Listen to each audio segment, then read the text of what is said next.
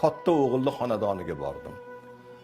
Katta o'g'limni xonadonda mehmon bo'lib, eshigini taqillatib borganimda kelin tilini uchida zo'rg'a kutib oldi. Keling ona deb qabul qildi. O'sha kuni mehmon bo'lib tunab qoldim. Ertalab bomdod namoziga turib, tahoratni olib, tahoratdan ortgan suvni o'rnimga sepib qo'ydim. Bu bir hiyla uchun. Namozni ado etgandan keyin ertalabki nonushtaga o'tirdik. Kelindan uzr so'radim. Kelin uzrimni qabul qilasiz, qarilik, betoblik. Men o'rinni bulg'ab qo'yibman degan gapni gapirsam, eshitmagan gapim qolmadi. Juda ko'p haqoratomuz gaplar, tavqinlanatli gaplarni kelin yuzimga soldi. O'g'limdan bir sado chiqarmikin desam, o'g'lim hech narsa gapirmasdan xotinning og'ziga qarab turdi. Dilim og'ridi. U ham yetmaganday ketayotganimda o'zim yotgan o'rnimni kelin o'zimga yudirdi. O'zimni o'rnlarimni, choyshaplarimni yuvib, dilim og'rib shu xonadondan chiqib ketdim. Oradan 3 kun o'tgandan keyin ikkinchi o'g'illi xonadoniga bordim.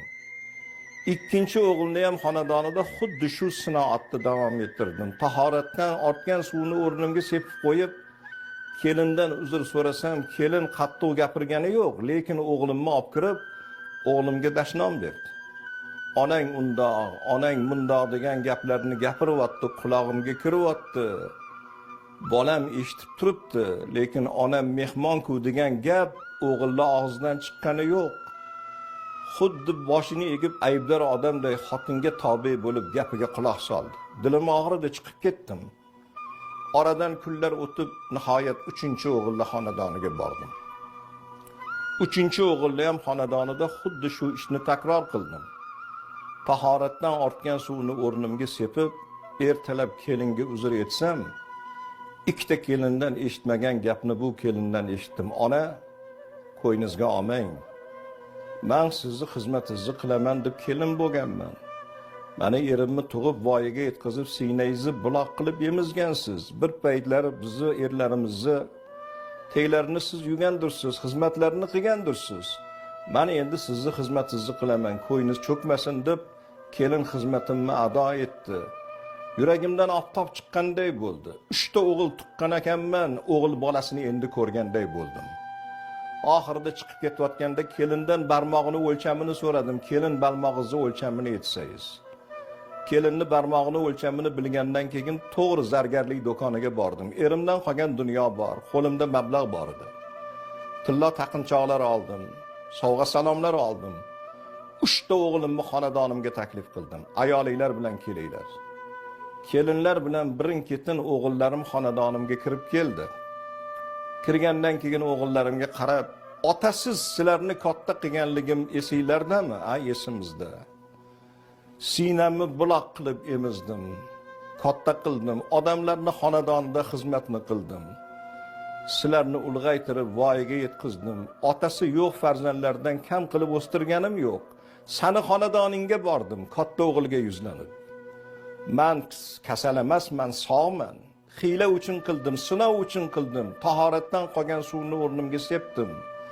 Ayoling haqorat qilganda ham bir og'iz onam deb onani oldiga tusha olganing yo'q.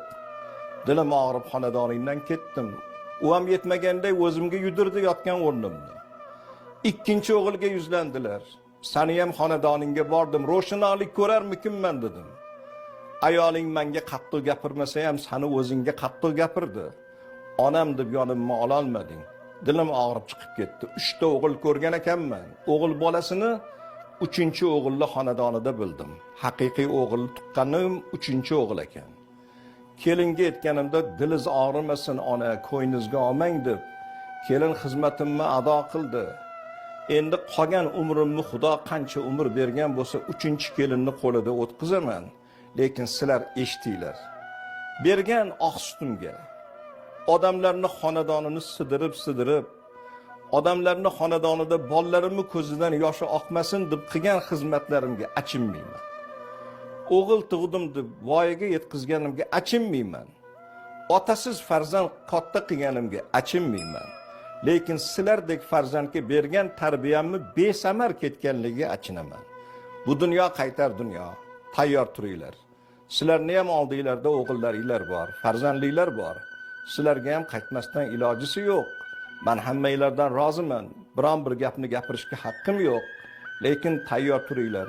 Mana shu 3-o'g'il ukani xonadonida men dilim ravshan bo'lib, yuragimdan oftob chiqqanday bo'ldi.